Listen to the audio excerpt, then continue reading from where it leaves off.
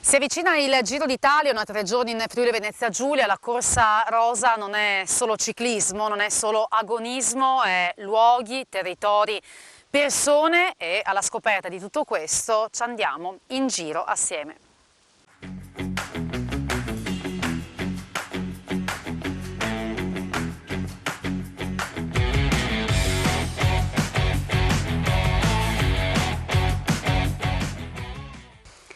E l'incontro di oggi è con mister Edi Reia. Intanto grazie per aver accettato il nostro invito e per aver voluto questo posto in mezzo appunto ai vigneti con la sua Gorizia sullo sfondo. Siamo davanti all'ossario di Oslavia, un altro posto simbolo, insomma sarà ricca poi di luoghi simbolo questa tappa alla quale credo lei tenga particolarmente, la Grado Gorizia. Ma direi proprio di sì, poi tra l'altro siamo ad Oslavia dove è nata mia mamma e io ho vissuto la mia infanzia in questi posti, al di là che amo in modo particolare questo territorio, un po' tutto il Friuli, perché io quando ho smesso di giocare la mia idea era sempre quella di venire ad abitare in Friuli, non ho mai abbandonato questa idea e così è stato, anche se poi la carriera mi ha portato in altri posti, però d'estate sono sempre qua e vado in bicicletta appunto su questo territorio. E poi tornando al Giro d'Italia è la prima volta che si fa qualche cosa in comune anche con la Slovenia.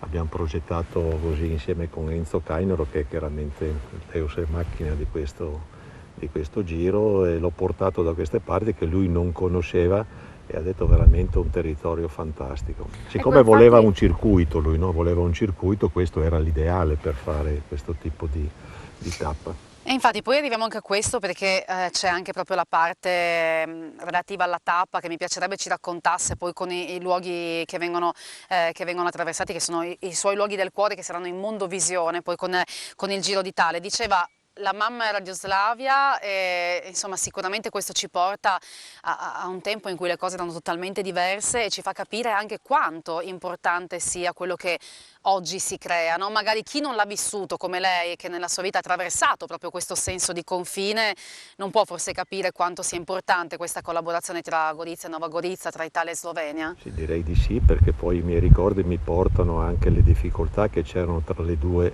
tra la Jugoslavia e l'Italia, perché qui c'era un confine, c'erano dei poliziotti con i cani che facevano la guardia a questo confine. Poi nel 2003, mi sembra, io allenavo il Cagliari allora, ho visto per Mondovisione in televisione, ho visto il Presidente della Repubblica che si è incontrato col Presidente sloveno e hanno buttato giù queste barriere che erano reticolato, soprattutto nella Transalpina di Gorizia, dove c'era la stazione vecchia di Gorizia, e lì mi sono commosso veramente ricordando i vecchi tempi, le difficoltà che avevano le due entità, insomma, del luogo, mentre adesso questa unione è un qualche cosa di straordinario. Il tempo è passato, è chiaro che i ricordi ti restano sempre, però è bello avvicinarsi verso l'Europa, ecco, diciamo, non ci sono più confini, non ci sono più barriere, e questo è un aspetto direi fondamentale, in modo particolare il Giro d'Italia, che parte da Grado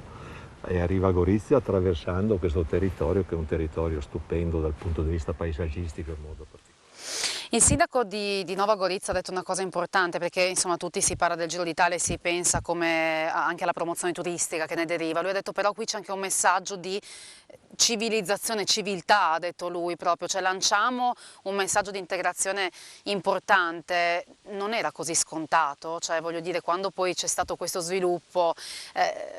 No, perché questo è un messaggio importante, perché ecco perché anche a livello europeo, secondo me, chi doveva stabilire che doveva far parte, o le città che dovevano far parte della cultura dell'Europa 2025, hanno tenuto conto anche di questo territorio, la vicinanza tra le due realtà, pertanto un messaggio direi importantissimo, quello che dicevo prima, anche per quanto riguarda le prospettive future, perché le due città, Nova Gorizia e Gorizia, erano ai margini, noi ai margini dell'Italia, e dopo c'era il confine, dopo finiva l'Italia, stessa cosa per Nova Gorizia. Mentre adesso con questa situazione abbiamo 3-4 anni di tempo, si potrebbero aggregare le due realtà, fare dei progetti insieme in maniera di diventare un punto centrale, non più ai margini delle varie nazioni. può diventare proprio l'identità di Gorizia, esatto, no? Perché poi parlando esatto, anche dei capoluoghi di provincia del Friuli Venezia Giulia, esatto, diciamo esatto.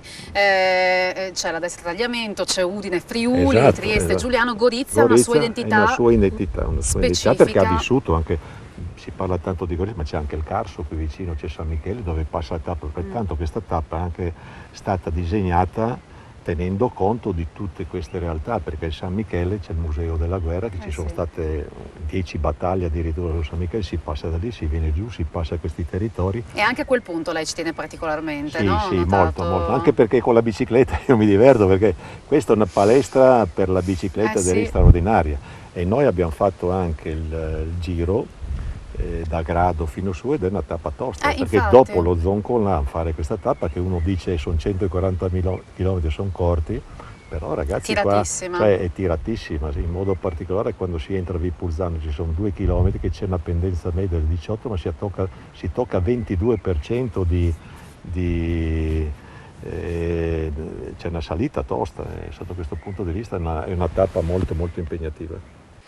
Ecco, parlavamo della tappa, qual è il punto che proprio ha voluto, mi racconti che con Enzo Cagnero come l'avete costruita sempre, perché diceva che insomma è stato il suo braccio destro nel costruire questa tappa, credo, anzi l'ha disegnata lei. Sì, l'ho un po' disegnata, soprattutto la parte slovena che conoscevo. Enzo non conosceva, diciamo, questi posti, e allora l'ho portato e l'ho convinto, perché lui cercava una tappa su Gorizia e fare un circuito in maniera che vada in mondovisione per un'ora e mezza, 2, sì. E poi questa tappa qua sarà vista dalla partenza fino all'arrivo, che è una tappa tutta in corta, e di conseguenza sarà bellissimo, un evento importante. Però la parte slovena, diciamo, del Collio sloveno, che si chiama Brda, poi c'è una parte anche del Collio italiano, pertanto viene raggruppato un po' il tutto, Lo stesso discorso anche del Carso, quello che dicevo prima, e pertanto è un territorio stupendo. Io amo veramente questi posti, vado in bicicletta. Un punto bello che consiglia agli amatori ciclisti che magari lo conosceranno, però dico il suo punto del cuore nel Collio, sì, nel Collio Collio, Brda, qual è? la parte del Collio, la parte di San Floriano, la parte del Carso, che sono io dico che è una palestra per i ciclisti. Qua possono trovare quello che vogliono, c'è il piano, c'è la mezza salita e c'è anche la salita, perché abbiamo delle montagne qui che ci sono pendenze molto forti, non è lo Zoncolan chiaramente, questo è perché poi Enzo si ingelosisce, no? Magari che lui, questo è suo figlio, è considerato il figlio di Enzo, lo Zoncolan, che non lo conosceva nessuno all'inizio, mentre adesso lo conoscono anche, si fa anche Montefuji Zoncolan, addirittura in Giappone, di conseguenza vedi che il ciclismo come può eventualmente esternare, diciamo, tutte queste situazioni, territori, possibilità anche dal punto di vista turistico, perché noi siamo una regione molto bella turisticamente, perché abbiamo il mare vicino, abbiamo la montagna, abbiamo la collina, e pertanto abbiamo tante belle opportunità da offrire a chi viene a villeggiare da queste parti. La bicicletta è sempre stata nella sua vita? O quando c'è entrata? Quando ho finito di giocare correvo ancora, non avevo necessità, mentre dopo col passare degli anni è chiaro che si va in bicicletta, perché la corsa non riesci più a farla con tutte le botte che ho preso, con tutte le operazioni che abbiamo fatto a livello tra menischi, crociati eccetera, allora la bicicletta è un toccasana. Quindi diciamo che è nata come una voglia di movimento, però poi il ciclismo è un fascino che va oltre, cioè dico, si è appassionato poi al mondo del ciclismo in generale. Sì, però quello che piace a chi pratica questa attività qua è lo sforzo che viene fatto, perché la conquista di misurarsi dal punto di vista fisico, come Guidolin, che voi conoscete. Guidolin si tirava via letto e mezzo di cambi per diminuire un etto la bicicletta, perché lui era veramente... lui calcolava i tempi quando arrivava, era lui molto più appassionato di me, lui veramente era un appassionato. A me piace andare in bicicletta, seguo un po' meno il ciclismo rispetto a lui, però a me piace, io trovo soddisfazione quando conquisto qualche vetta, quando magari arrivo.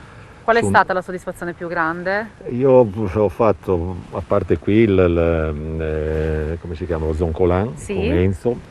L'ho fatto ma con una fatica bestiale, perché volevo mettere giù i piedi. Versante Ovaro? Ovaro, versante Ovaro, e poi ho fatto lo Stelvio, perché quando allenavo il Vicenza in una giornata di sosta ho fatto anche quello, ed è stato bellissimo quando venivo giù, perché quando vai su non ti rendi conto, però quando ritorni giù e vedi che cosa hai fatto, allora lì veramente ti riempi di grande orgoglio, no? Perché hai conquistato, diciamo così, una meta dal punto di vista anche fisico importante.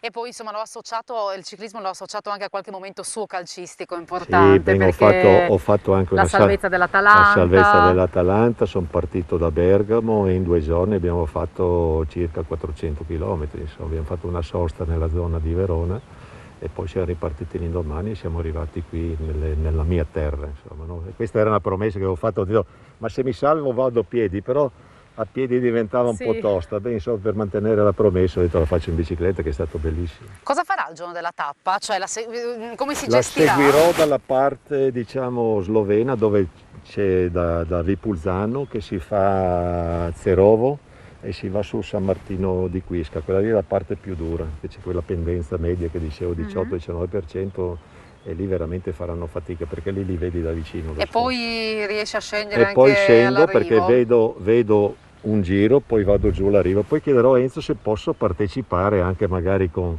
il direttore di corsa, mi metto in macchina Che con bello. l'ammiraglia, almeno una parte del giro, insomma, mi sarebbe, soprattutto nella provincia di Gorizia, nella zona di Gorizia. E con l'Albania, per chiudere, parlando anche di In calcio, Albania stiamo come... facendo bene, abbiamo vinto il nostro girone, c'è A proposito grande... di sfide, insomma, lei se ne dà Ah, beh, sempre di sempre. Ma sì, nuove. bisogna guardare domani, ormai quello che è passato non conta più, io ho ancora stimoli e mi piace, ho grandi soddisfazioni ancora, ho formato un bel gruppo, abbiamo oltretutto anche iniziato a fare dei master di preparatori atletici, di medici sportivi che loro non avevano e dei corsi per allenatori, di conseguenza stiamo lavorando col mio gruppo anche sotto questo punto di vista in maniera da dare un po' di professionalità anche in Albania, vedo che c'è seguito e niente, belle soddisfazioni. Ecco, queste sono le sfide, no? Che mi Sì, aspettano fino al 2024 per quanto riguarda la qualificazione agli europei, soprattutto i mondiali no, perché adesso sono stato sfortunato, mi è capitata l'Inghilterra, sì. la Polonia, l'Ungheria e noi siamo chiaramente svantaggiati, però sai, nel Mai dire calcio mai. mai dire mai perché può succedere di tutto, sarebbe un miracolo, un miracolo. E allora in bocca al lupo a Grazie, Egheia, grazie. grazie per essere stato in giro con noi e noi in giro ci andiamo anche domani, sempre in questi incontri a ruota libera sulle tracce, inseguendo la Corsa Rosa.